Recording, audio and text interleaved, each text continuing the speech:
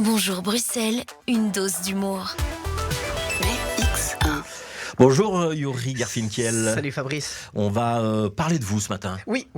Alors déjà, est-ce que ça va? Ça va très bien. Ça va, oui. Les allergies, ça va? Ça va. Oui, c'est vrai? Oui, le bronzage, ça va. Le moral, ça va. Vous Tout avez va de la bien. chance, parce que moi, les allergies, c'est quelque chose en ce moment. Et donc oui, justement, j'avais un petit peu envie de vous parler de moi en tant que jeune troubadour égocentré, des artistes. Pour vous donner une échelle de mon égocentrisme, moi je dis toujours, c'est pas moi qui ai rendez-vous avec ma psy, c'est elle qui a rendez-vous avec moi. Tu vois le bazar, quoi.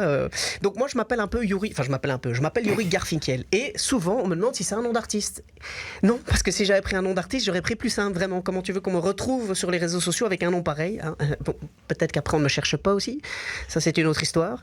Et souvent, on m'appelle Garfinkel au lieu de Garfinkiel. Voilà. Souvent, d'ailleurs, au début, je crois que tu m'appelais Garfinkel, justement. Et c'est très bizarre parce que toutes les lettres se disent dans mon nom. C'est comme du miel, tu dis pas du mel.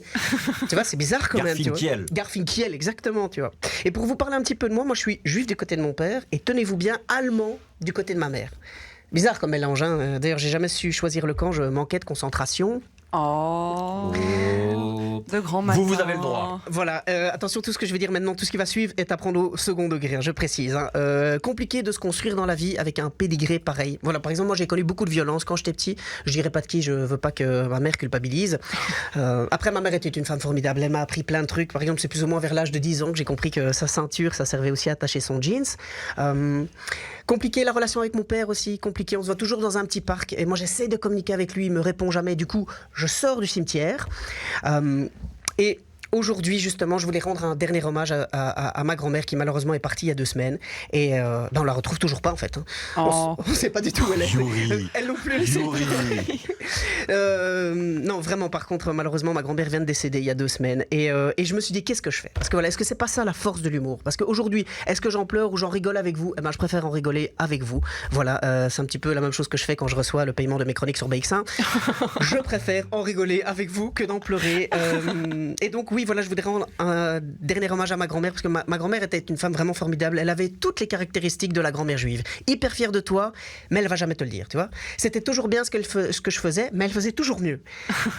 J'ai plein de chouettes souvenirs comme ça avec ma grand-mère. On jouait, on regardait des films, elle me racontait des histoires. On jouait souvent à cache-cache. Et alors j'étais très fort parce que pendant toute l'après-midi, elle me retrouvait pas. Et juste au moment où mes parents venaient me chercher, là, elle me retrouvait. Elle ouvrait la porte de la cave, elle me disait c'est bien, tu t'es bien caché. Allez, tes parents sont là. Maintenant, tu peux y aller. À la semaine prochaine, mon grand. Et elle aussi, impossible de la retrouver. Elle était forte à cache-cache, impossible de la retrouver. Bon, après, il faut dire qu'en 40-45, elle a eu droit à un stage intensif. Ce qui fait que ma grand-mère, avec ce qu'elle a vécu avec la guerre et tout ça, est une femme assez anxieuse. Voilà, je le sais parce qu'un jour, je lui dis mais mamie, t'es pas un peu stressée là? T'arrêtes pas de courir dans tous les sens. Elle me dit mais non, je suis pas stressée. Je dis mais alors pourquoi tu ronges mes ongles, mamie? Elle avait comme ça des phrases incroyables. Elle me disait souvent, et c'est des trucs qu'elle disait vraiment véridiques du genre mais non, Yuri, j'ai pas oublié. C'est juste que je n'y ai plus pensé. Et la plus belle un jour qu'elle m'a sorti, mais non, Yuri, je ne mens pas. J'arrange la vérité. Je veux dire que tout ça est vrai. Et voilà, je suis très content parce que c'était vraiment une chouette femme. J'ai pu vraiment passer des bons moments avec elle à la fin de sa vie. Je lui ai dit beaucoup de fois je t'aime. Je me suis excusé pour toutes les erreurs que j'aurais pu faire parce que en tant que petit-fils, jeune troubadour égocentré, ça doit pas être facile. Et je voulais dire à quel point j'étais fier et content d'avoir connu une femme aussi formidable dans ma vie. Merci. Et on va dire qu'elle peut aussi être fière de son petit-fils. Bah oui. Yes. Voilà, c'était Yuri Garfinkiel. Yes. On peut mettre des vrais messages, de la vraie tendresse Tout à et fait. de l'estime aussi derrière une chronique humoristique. Merci Yuri. Yes, merci. Vous serez demain à Linergreen, Exactement, à 20h30. Anderlecht, Oui. 20h30. Yes. Vous reparlerez de votre grand-mère et de plein d'autres choses. Si, je parle, oui, tout à fait, de la famille et tout ça. Oui. Voilà, et on doit se préparer à rire quand même. Hein. Exactement. C'est- Il y a C'est toujours mieux. plein de choses dans la famille. Hein. C'est quand même une bonne source d'inspiration, je pense, pour les humoristes. Oui, ça dépend de votre famille aussi. Ouais. Yuri Garfinkiel, demain donc à Linergreen. Et puis on rappelle qu'il y a le collectif Yurir fondé par Yuri, collectifyurir.be pour avoir plein de dates de plein d'artistes et d'humoristes à aller écouter Yes. partout, tout le temps dans Bruxelles.